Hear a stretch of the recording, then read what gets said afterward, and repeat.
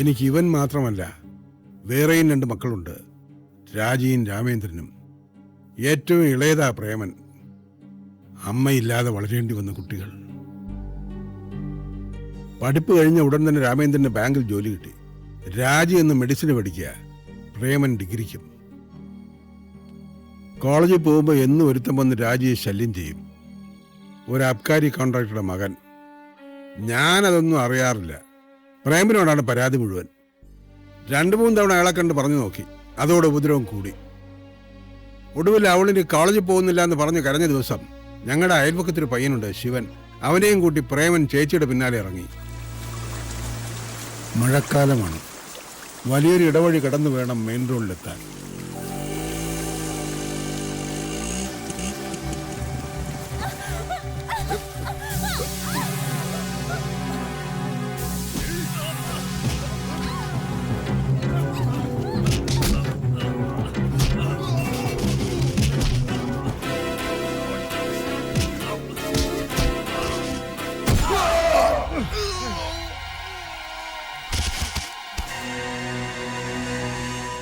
ഒരു നിമിഷത്തെ ബുദ്ധിശൂന്യത.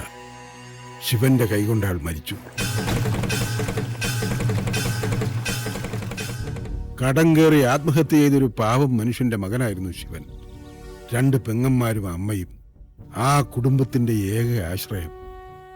അവന് ഗൾഫിൽ പോകാൻ വിസ വന്ന സമയമായിരുന്നു. കേസിൽ പ്രതിയായാൽ പോക്ക് മുടങ്ങും. കുടുംബം ഒന്നിച്ച് മരിച്ചു കളയുമെന്ന് പറഞ്ഞ അവന്റെ അമ്മ എന്റെ മുന്നിൽ വന്ന് കരഞ്ഞു. ഞാനാ പറഞ്ഞത് പ്രേമനോട് കുറ്റമേക്കാൻ. പ്രായം, അറിയാതെ പറ്റിയ കയ്യബദ്ധം. വലിയ ശിക്ഷയൊന്നും ഉണ്ടാകില്ലെന്ന് വക്കീലും പറഞ്ഞു. പക്ഷേ കണക്കുകൂട്ടലുകളൊക്കെ തെറ്റി. കുറ്റം ചെയ്യാത്ത എന്റെ കുട്ടിക്ക് ജീവപര്യന്തം ശിക്ഷ. അന്ന് തളർന്നു വീണതാണ് ഞാൻ. ഒരുപാട് നാളത്തെ ചികിത്സയ്ക്ക് ശേഷമാണ് ശരീരം ഇന്നീ കാണുന്നത് പോലെയെങ്കിലും ആയത്. ശിക്ഷ കഴിഞ്ഞ് എൻ്റെ മോൻ തിരിച്ചു വന്നപ്പോ അവനെ ആർക്കും വേണ്ട. ഇറങ്ങിപ്പോയെന്ന് പറഞ്ഞില്ല, പക്ഷെ അതായിരുന്നു അവരുടെയൊക്കെ മനസ്സിൽ. പ്രേമൻ അവിടുന്ന് ഇറങ്ങി, ഒപ്പം ഞാനും. എൻ്റെ മക്കളിൽ ഏറ്റവും മിടുക്കനായിരുന്നു അവൻ. എല്ലാവരെക്കാളും ഉയരത്തിലെത്തേണ്ടവൻ. അതോർക്കുമ്പോ ഇന്നും എൻ്റെ മനസ്സ് നീറും.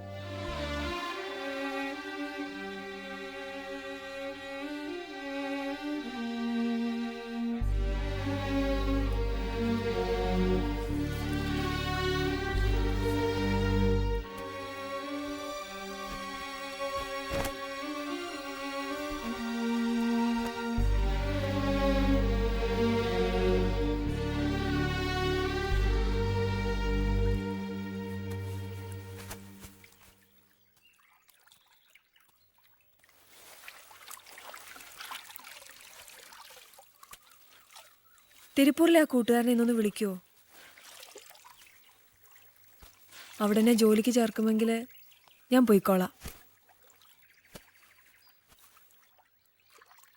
മാഷ് പറഞ്ഞുണ്ടായ കാര്യങ്ങളൊക്കെ അപ്പോഴാണ് എനിക്ക് ശരിക്കും വിശ്വാസമായത്. ഇത്രയും വിഷമങ്ങൾ ഉള്ളിക്കൊണ്ട് നടക്കുന്ന ആളാണെന്ന് ഞാൻ വിചാരിച്ചിട്ടില്ലായിരുന്നു. ഞാൻ കുറേ ശല്യപ്പെടുത്തിയിട്ടുണ്ട്, സഹിക്കാവുന്നതിലും കൂടുതൽ. അറിവില്ലാത്തതുകൊണ്ടാണെന്ന് കരുതി അതൊക്കെ മറക്കണം. സ്നേഹം, സ്വാതന്ത്ര്യം, ഇതൊന്നും ഞാൻ മുമ്പ് അറിഞ്ഞിട്ടില്ല. ഇവിടെ വന്ന് നിങ്ങളോടൊപ്പം ജീവിക്കാൻ തുടങ്ങിയപ്പോൾ എനിക്ക് ആരൊക്കെയോ ഉള്ളതായിട്ട് തോന്നി. അതിൽ കുറച്ച് അഹങ്കരിക്കുകയും ചെയ്തു. ദൈവത്തിന് നിരക്കാത്തതാ. അതൊന്നും ഞാൻ ഓർത്തില്ല. ചെറുപ്പത്തിൽ ഭക്ഷണം തരുമെന്ന് കൊതിപ്പിച്ച് എന്നെ ആ വീട്ടിലാക്കിയിട്ട് പോയതാ എൻ്റെ അമ്മ. പിന്നീട് ഇന്ന് വരെ ഞാൻ ജീവിച്ചിരിപ്പുണ്ടോ എന്നറിയാൻ പോലും വന്നിട്ടില്ല. അമ്മയേക്കാ സ്നേഹം നിങ്ങളൊക്കെ എനിക്ക് തന്നിട്ടുണ്ട്. ഓർക്കാൻ അതെങ്കിലും ഉണ്ടല്ലോ. സത്യമായിട്ട് ഇനി ഞാൻ ബുദ്ധിമുട്ടിക്കില്ല. എപ്പോഴാ പോണ്ടെന്ന് പറഞ്ഞാൽ മതി. നിക്കേ, എനിക്ക് ദേഷ്യം ഉണ്ടായിട്ടൊന്നുമല്ല. ആരെയും പേടിക്കാതെ ജീവിക്കാൻ പറ്റുന്നൊരു സ്ഥലത്ത് എന്നെ ആക്കണമെന്നേ ഞാൻ വിചാരിച്ചുള്ളൂ. ഇനിയിപ്പോ അവിടെ പോയാലും പരിചയമില്ലാത്ത സ്ഥലം, പുതിയ ആളുകൾ. നോക്കട്ടെ, ഇവിടെ തന്നെ എന്തെങ്കിലും ശരിയാക്കാൻ പറ്റുമോ നോക്കട്ടെ. ഇവരൊക്കെ ഇവിടെ തയ്യൽ പഠിക്കുന്നവരാ. പക്ഷെ പഠിച്ചു കഴിയുന്നവരെ മാത്രമേ സിസ്റ്റർ റോസലിന്റെ സഹായം വേണ്ടൂ. അത് കഴിഞ്ഞാൽ ബാങ്കിൽ നിന്ന് ലോണും എടുത്ത് സ്വന്തം മെഷീനും വാങ്ങി അങ്ങ് പോകും. അതുകൊണ്ടാണ് നിർബന്ധമായും ഫീസ് വാങ്ങണമെന്ന് ഞങ്ങൾ തീരുമാനിച്ചത് തന്നെ. ഞാൻ ഫീസ് തന്നോളാം. തരണം. ഈ ഇവിടുത്തെ ഈ പള്ളിയുടെയൊക്കെ മരപ്പണി ചെയ്യുന്ന ഞങ്ങളാ. ആ, അതൊക്കെ ശരി. But I am very strict. നിങ്ങളല്ലാതെ മറ്റൊരു പുരുഷൻ ഈ കുട്ടിയെ കാണാൻ വരരുത്. ഇല്ല, വരില്ല, ഒരിക്കലും ഇല്ല. That is sure. ഈ പ്രായത്തിലുള്ള കുട്ടികളെ വിശ്വസിക്കാൻ പറ്റാത്ത കാലമാ. അതുകൊണ്ട് മിസ്റ്റർ പ്രേമചന്ദ്രൻ, ഈ കുട്ടി ഇവിടെ നിൽക്കുന്നിടത്തോളം പൂർണ്ണ ഉത്തരവാദിത്തം നിങ്ങളുടേതാണെന്ന് എഴുതി തരണം. തന്നേക്കാം. മേരിക്കുട്ടി, ആ രജിസ്റ്റർ എടുക്കൂ. ശരി സിസ്റ്റർ. കംപ്ലീറ്റ് ഡീറ്റെയിൽസ് എഴുതണം, കോൺടാക്ട് നമ്പർ അടക്കം. ആ ശരി. എലിസബത്ത് പോയിട്ട് ഇതുവരെ വന്നില്ലല്ലോ? ഇല്ല സിസ്റ്റർ. അപ്പൊ ഈ കുട്ടി നിങ്ങളുടെ കൂടെ താമസിച്ചോട്ടെ. ശരി സിസ്റ്റർ. ആ, ഹാളിലേക്ക് ചെന്നോളൂ. ഒരു മിനിറ്റ്, ഒരു കാര്യം. ഉം. വാ.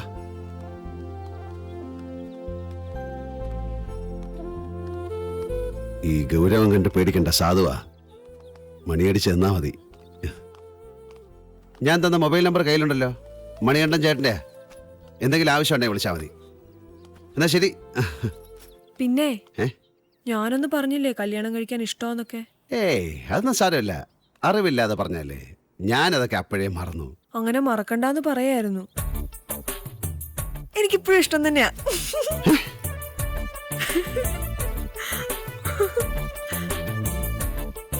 സാർ പോവാം. പോ.